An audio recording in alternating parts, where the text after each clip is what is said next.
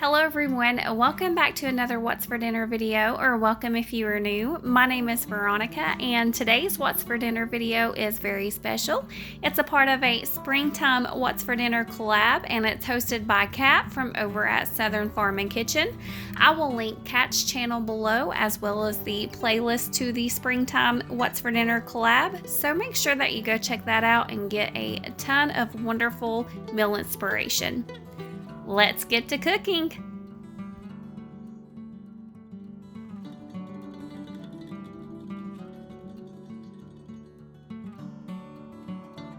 Tonight for supper, I'm making copycat Alice Springs chicken. I found this recipe on Pinterest and I'm so excited to try it because I love Outback's Alice Springs chicken. The first thing that I'm going to do is cut my chicken breast into half to make them thin. The recipe doesn't say to do this, but I like thin chicken breast. I feel like it's more tender that way. And I don't know if you can tell or not, but this chicken breast is really thick.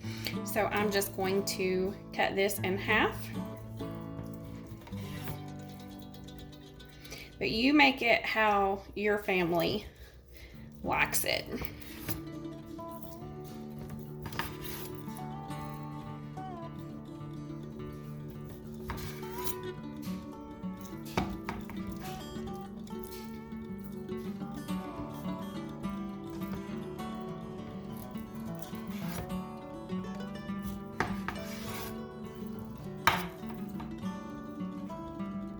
And then I have a large Ziploc bag and I'm going to place all of my chicken in here. And then I will just set my chicken to the side and work on the marinade. So in a bowl, I'm going to add 1/4 cup of mayonnaise, 1/2 cup of Dijon mustard,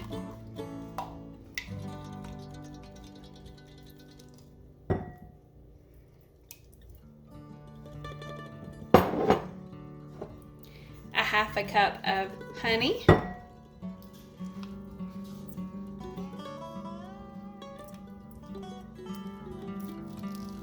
yeah, Alice Springs chicken is my absolute favorite from Outback. I order that almost every single time that I go. The only thing that I'm going to do different in this recipe, I don't like mushrooms and no one in my family likes mushrooms, so I'm not going to add the mushrooms. But if your family likes mushrooms, you go right ahead and add those mushrooms. You just make it to how your family likes it. And then I'm going to add in 1 teaspoon of lemon juice. And then I'll just whisk those ingredients together. And this recipe is also the perfect name for springtime, since this is a spring What's for Dinner. Couldn't get any better than Alice Springs chicken.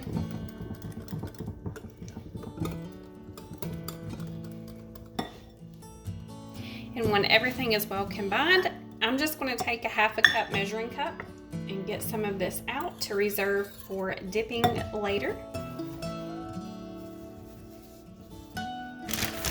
And then I will pour all of this over my chicken. And after I get all of the marinade poured in the bag, I'm going to stick it in the refrigerator and let it set and marinate for a little while. I have some errands to run, so it'll be marinating for a couple of hours. The recipe says to let it stay in the refrigerator for 30 minutes or overnight, so it should be well marinated. Squeeze the air out of the bag. I'm just going to make sure all of my chicken is coated.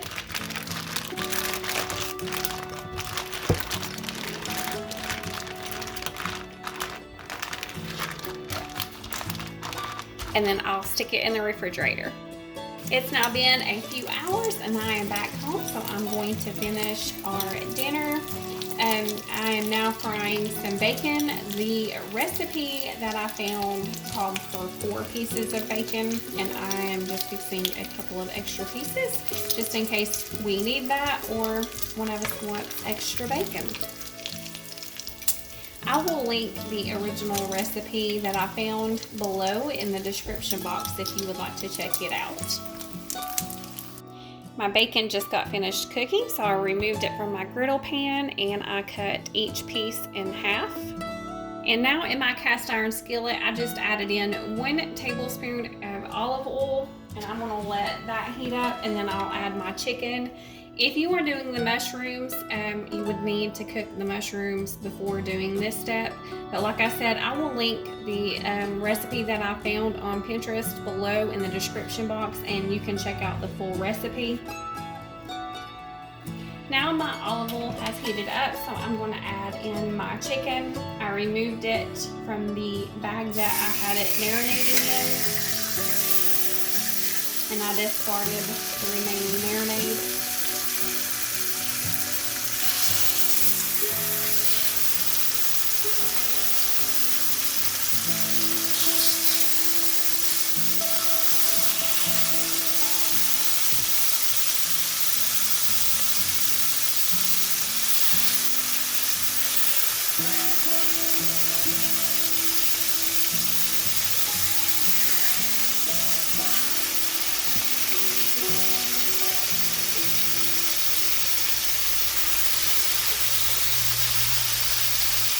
And I'll just cook this chicken for about 4 to 5 minutes on each side until each side turns golden brown.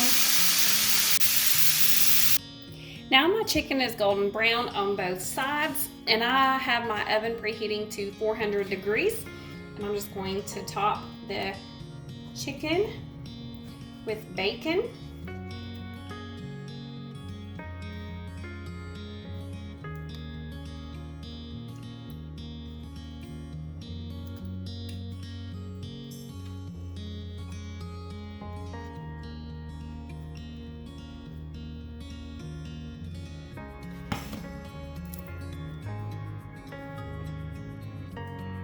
And 2 cups of Colby Jack cheese.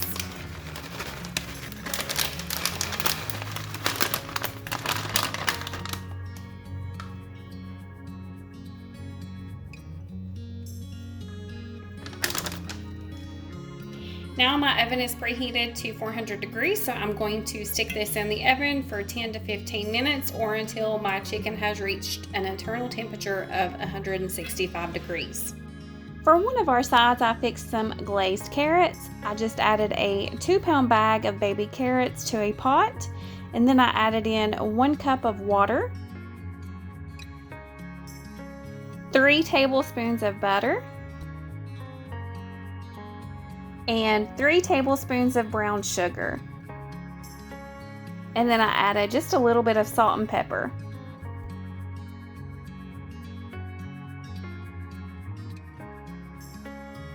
And then I mixed all of those ingredients together, and I turned my heat up on my stovetop and let that come to a boil.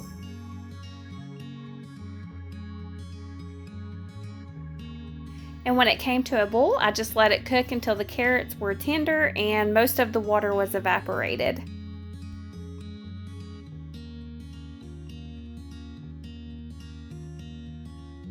And here's my Alice Springs chicken, fresh out of the oven. And there you can see the carrots are done, and we also had a baked potato as a side and some Sister Schubert dinner yeast rolls. And here's my plate, and oh my gosh, the Alice Springs chicken was absolutely delicious. It was a hit. If you are an Outback Alice Springs chicken fan, I highly recommend this recipe.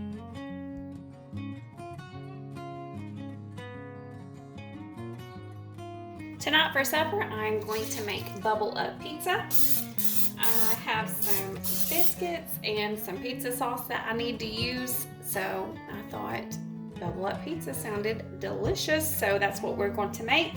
The first thing that I'm going to do is spray my baking dish with some nonstick spray, and I also have my oven preheating to 375 degrees.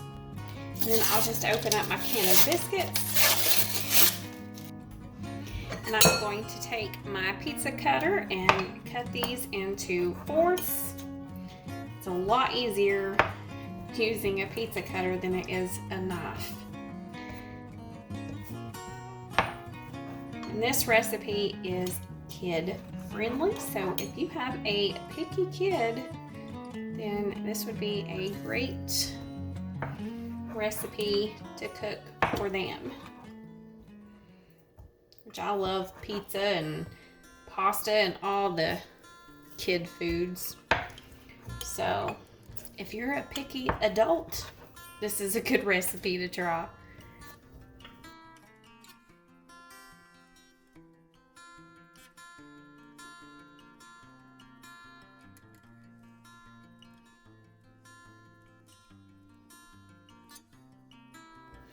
And then I'll just take all of my biscuit pieces and place them in a bowl. And then I'm going to cook 1 pound of ground Italian sausage. If you don't like Italian sausage, you don't have to do this step. Just fix it how your family likes. My family likes the Italian sausage, so I'm going to add that to our bubble up pizza. My sausage is finished cooking, so I'm going to take it and drain all of the grease off of it. And then I'll just add my Italian sausage in with my cut up biscuits.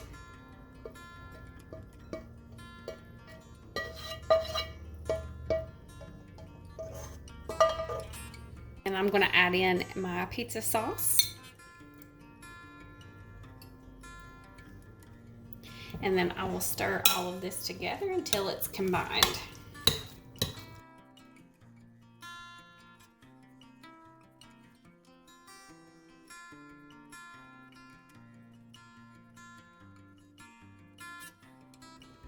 And then I will add it to my baking dish. And just spread it in there evenly.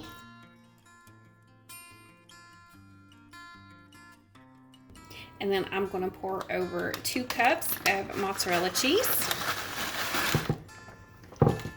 Just spread that out.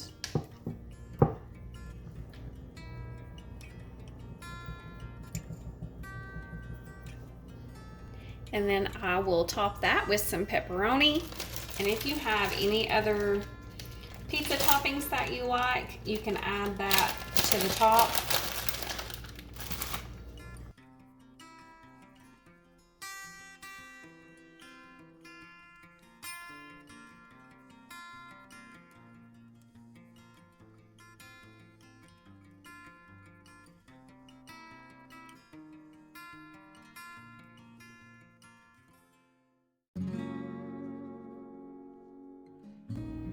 And then I'm going to stick this in my oven that I had preheated to 375 degrees, and I'm going to cook it between 25 and 30 minutes just until my biscuits are done cooking.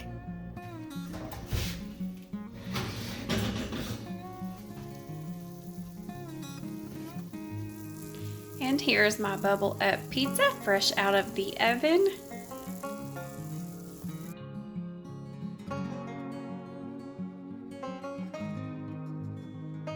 And here's what the bubble up pizza looks like. Look at all of that deliciousness.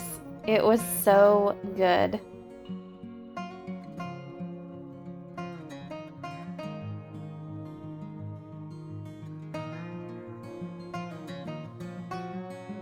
Tonight for dinner, we are having Doritos taco salad. The first thing that I'm going to do is brown 1 pound of ground beef. I'm using lean ground beef. The Doritos taco salads are super easy and they are so good. I usually fix it in the spring and the summer. It's a light, easy meal that we all enjoy. We use the nacho cheese Doritos for this, but you can use regular tortilla chips if you like that better.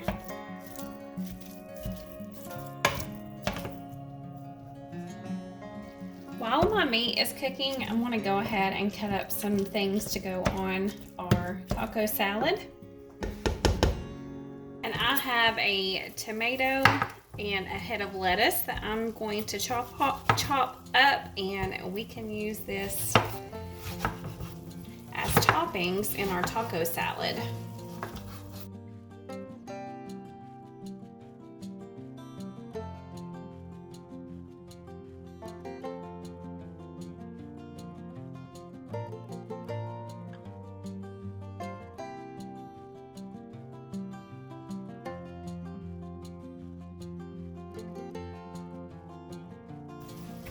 And then I'll just place the tomato in a bowl, and that way, if anyone wants tomato on their taco salad, we can just scoop it out of the bowl.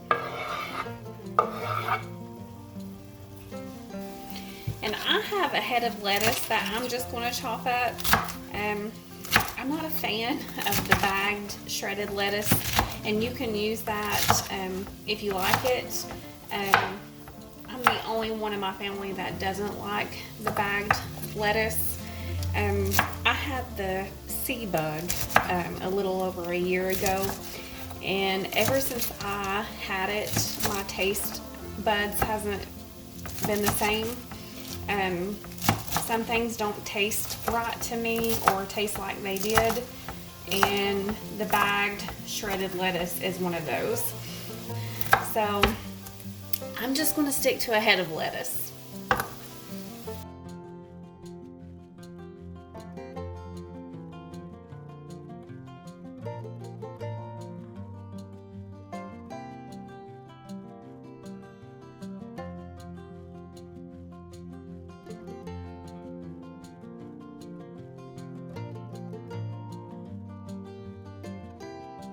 My ground beef is now finished cooking. I just strained the grease off of it, and now I'm going to add in some taco seasoning.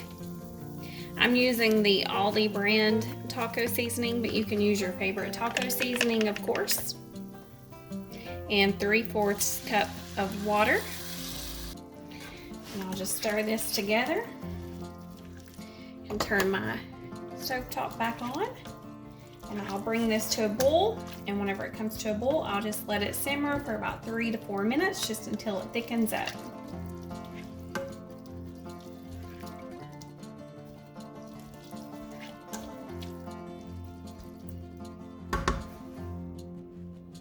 For our Doritos taco salad, we have lettuce, tomato, sour cream, the taco meat, some cheese, some of the nacho cheese Doritos. Like I said, if you don't like the nacho cheese Doritos, you can use the regular tortilla chips, and some Catalina dressing. My husband likes this on his. I just eat mine plain.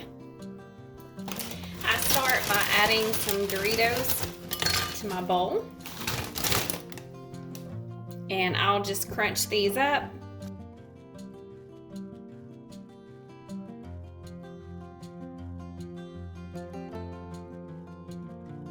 And then I'll add a little bit of lettuce.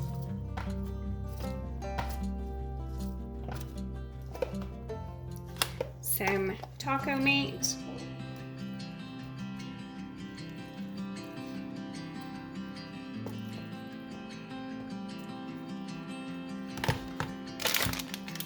Some cheese.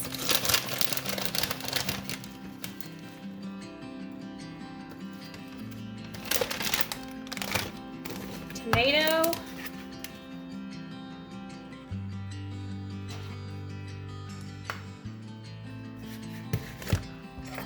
and some sour cream. And here's my Doritos taco salad.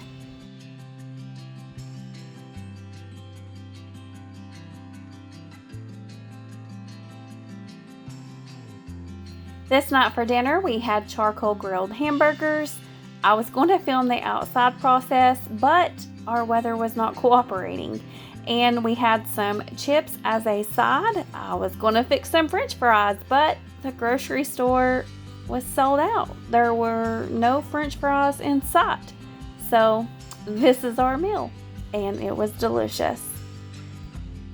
That's it for today's video. I hope that you all enjoyed it. Thank you so much for watching, and I hope you all have a great day.